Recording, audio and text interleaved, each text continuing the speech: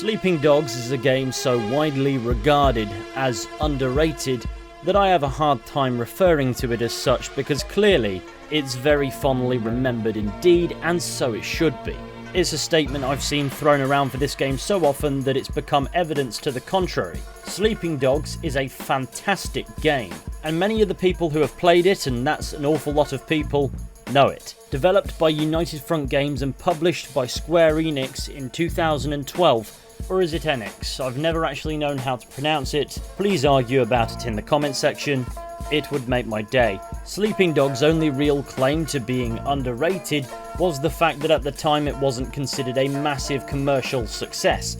And yet despite that, it's a fantastic, thrilling, atmospheric, open-world game with fluid gameplay that I, among many others, highly recommend. It's a competent game with heart and spirit that bafflingly never received a sequel. And of all the promising games that were robbed of the prospects of becoming franchises, Sleeping Dogs was one of the examples that simply stung the most, because I believe a proper sequel to this game could have been out of this world. It's no shocker it wasn't a humongously popular game in the sense that it was muscling in on some rather tricky territory, what with its main competitor perhaps being Rockstar Games' Grand Theft Auto series, and whilst I'd take Sleeping Dogs any day of the week, that face value similarity masking what's actually a massively different game may not have worked out in its favour in fighting an uphill battle. But I'm no expert on the landscape of games in the early 2010s, because at that point I really wasn't doing anything that would require me to pay much attention.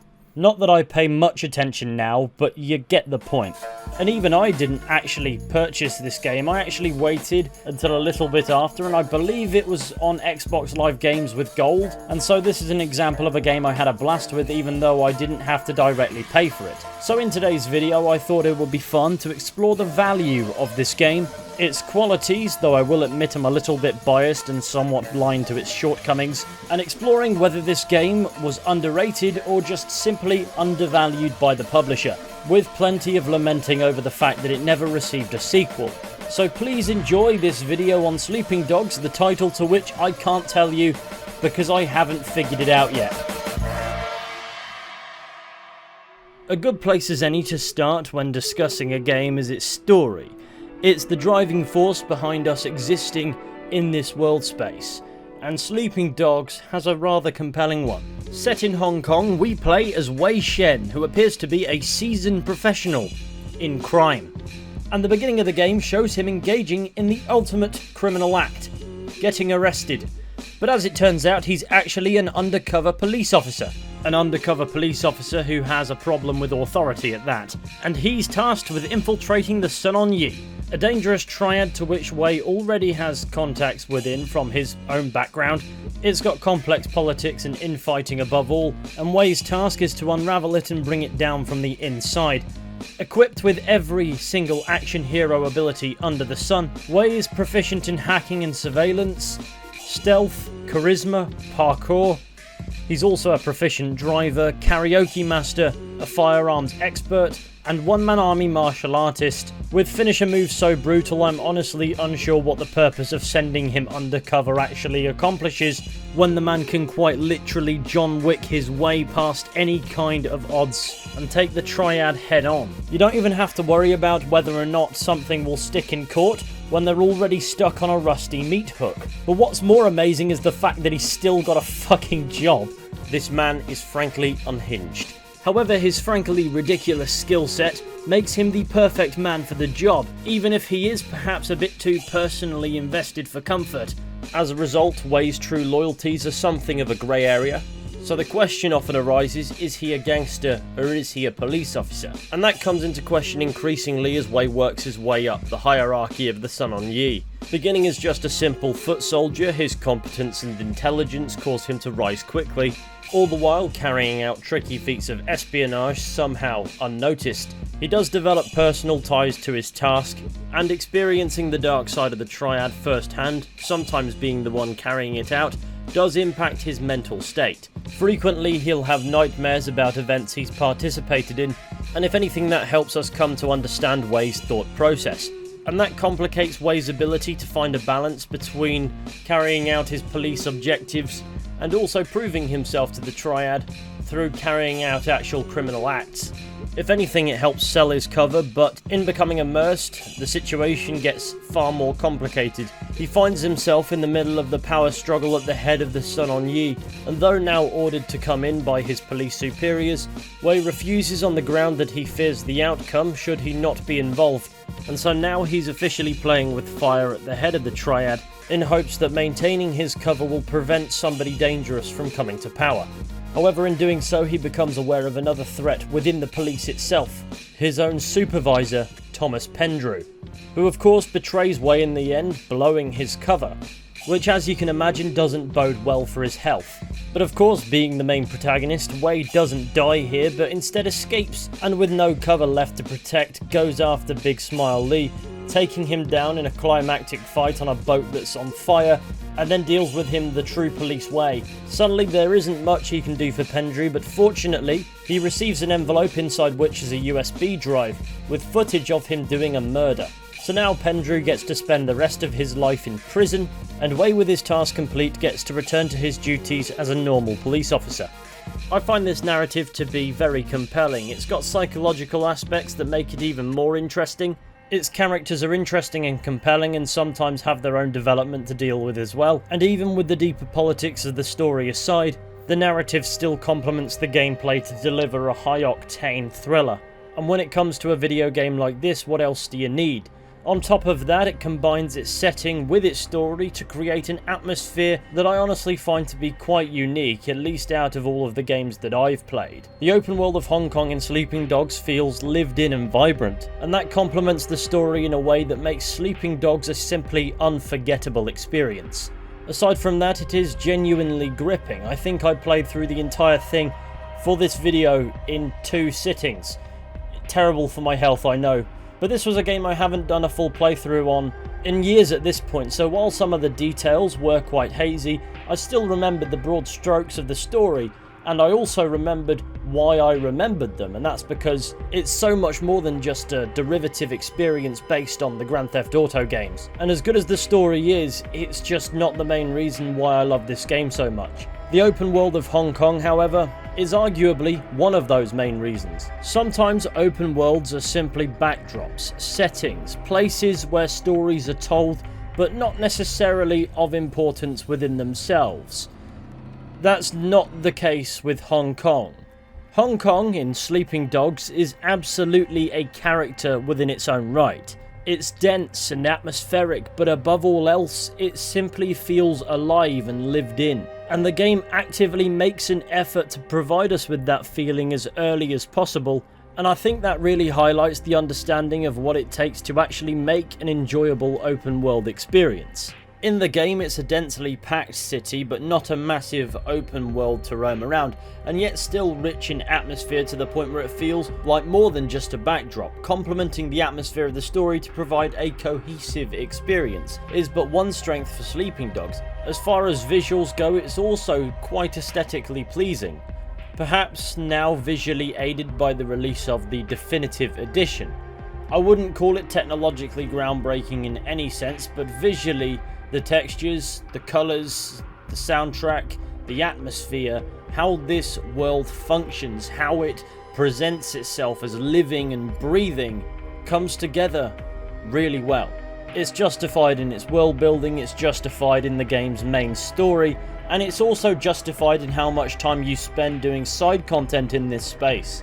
In its simplest form, there are subtle ways you can interact with the city, buying street food from vendors, doing karaoke without running the risk of embarrassing yourself in real life, grabbing random pedestrians, sticking them in a boot of a taxi, and then driving halfway across the city and snapping their leg in a back alley. Okay, maybe not that one, but you get the point. Pissing. And then of course the open world stuff ranges from that inconsequential interaction that makes you actually feel like you're occupying this space, to more purposeful engagements such as police activities, stealing cars, racing, and many other things that have a financial incentive, things that have rewards that allow you to purchase more things in the game. Things like elements of customization, though you also need to increase your face level to own certain clothes and purchase certain cars, And honestly, I really hate when I go into a shop and they tell me that I'm not of a high enough face level to purchase a t-shirt, but within the confines of a game it makes sense for progression to have rewards, and you increase your face level by helping people out. You can also find random boxes full of money dotting the streets. I'm not sure how true to life that would be, but I suppose the point is there are useful collectibles in this world space too, such as these shrines. If you interact with enough of them, you increase your maximum health. If you're looking to expand Wei's brutal combat skill set, you can always go collecting these statues, and then taking them to this sort of martial arts school place, where this guy will teach you a skill for every statue you bring back to him. That's the most video game thing ever, but it is effective in being enticing even if you just completely ignore the instructions and kick this guy around the mats for a few hours. But there is some more narratively propelled side content too. For example, there are certain characters in the narrative who can be contacted in side content as romance interests. These side missions are both short and don't really add an awful lot, but with such a tense main story they can be a nice reprieve. And then there are also police cases to work, some of which are important to the main story, but they're kind of their own thing as well. I'm not sure to what extent they have a mandatory bearing on the main narrative. You can do them and usually the next main story mission will unlock after, but you can also return to your apartment and go to bed. But I find these cases don't interfere with the narrative, but they're quite interesting to interlock. Even though it's not necessarily always integral to the story being told, it's not at a complete disconnect either. So it makes sense that Wei, an undercover police officer within the Sun On Yee, would perhaps risk his cover to complete these tasks. So all in all, I think Sleeping Dogs has a vibrant and rich open world, complete with a vast array of side content, and while none of it is especially groundbreaking, it does come together quite well. It could have done more with environmental storytelling maybe, but honestly that's great where it counts too, and it's just my hard-on for Red Dead Redemption 2 getting the best of me. And retroactively applying those standards to before they were probably even possible is probably not a fantastic method of critique, but it is one of the areas where a prospective sequel to this game could have done absolute certified bits, but that would be nothing without some fun gameplay to go with it. And if I could use one word to describe Sleeping Dogs gameplay, it would probably be fun. And yes, I understand that that's a very meaningless and vapid statement on its own, so I am going to elaborate to the very best of my incredibly limited abilities. Simply put, Sleeping Dogs gameplay is an absolute treat. It may not be the latest and greatest game, nor may it have been a genre-defining title or anything, but the gameplay for this game is what I like to call fun as fuck. The driving is smooth, you can shunt people and that's always fun, the high-speed action is always a good time as well, gunplay is nothing to write home about especially, but it's serviceable and is as good as it needs to be. Climbing/parkour is great fun where utilised too, but Sleeping Dogs really comes to life in its hand-to-hand combat. This system takes up the vast majority of confrontations in this game, and it's for good reason. The combat system in this brawler-style experience is rather flashy, with counters, streaks and animations galore. It's a bit like the Batman Arkham games minus the combo tally in the corner, and plus 1 million on the brutal murders. However, what sets this combat system apart is how it utilises its environments to aid it, so you can grab enemies, shove them into the boots of cars, or just use the odd object here and there in the environment to finish them off quickly. You can throw enemies in bins, off balconies, through fish tanks, into wood chippers or fires, and it ranges from amusing to absolutely depraved. The combat in Sleeping Dogs is satisfying because of how diversified it is. It's very much so over the top, but that's what works so well in its favour. However, I will say it loses its magic a touch when melee weapons get thrown into the mix. Not so much enemies having them, but when you have them, because all you wind up doing is swinging it and hoping for the best. The combat also at times seamlessly switches between hand-to-hand and gunfights, and whilst shootouts aren't uncommon in the game understands that all the fun's in the hand-to-hand combat, so that does take priority. All in all, it's a fast-paced, smooth combat system that's easy to keep up with, but regardless of whether you're punching people or shooting, how it all comes together makes for a very, very entertaining game. Is it arguably too easy? Yes. but in my mind that doesn't subtract from the positive that you get the action and you feel damn good doing it. Taking on large numbers of enemies never feels like a chore in this game. That being said, maybe sometimes it could have benefited from feeling a bit more like a challenge. But the combat isn't all there is to Sleeping Dogs. Granted, you will find yourself relying on it an awful lot because it's one of the core gameplay mechanics to the game. Without this combat system, it wouldn't be half as good as it is. But Sleeping Dogs also boasts an impressive mission variety. The game knows to keep it fresh as often as possible, and as a result there was no point in my playthrough where I felt as if the game was getting stale. Most games feel like they get stale towards the end. Even some of my favourites of all time, but not Sleeping Dogs. It's quite short compared to some of my favourite games going, so that certainly might help its case, but there are enough gameplay elements to Sleeping Dogs that in a 10 to 12 hour experience, you can more or less reshuffle the deck for every mission to keep it unique, but that's not to say that every mission in this game is unique, they all just simply have their own flavour. And the game just isn't long enough for any of that to become stale. And then of course that will get further masked by the story beats. Moving on from that, on the topic of the game's polish, a decade after its publication, well, not quite a decade after the publishing of the definitive edition, but you get the idea. Yeah, it's polished enough, it has its scuffed moments, and they're usually very funny, but I think it's safe to say that I can count the amount of times the game shat itself on one hand. I wish I could say the same for my recordings though, lots of them appear to be a bit laggy. So all in all, I'm very fond of Sleeping Dogs gameplay, and I'm really not sure what else there is to say.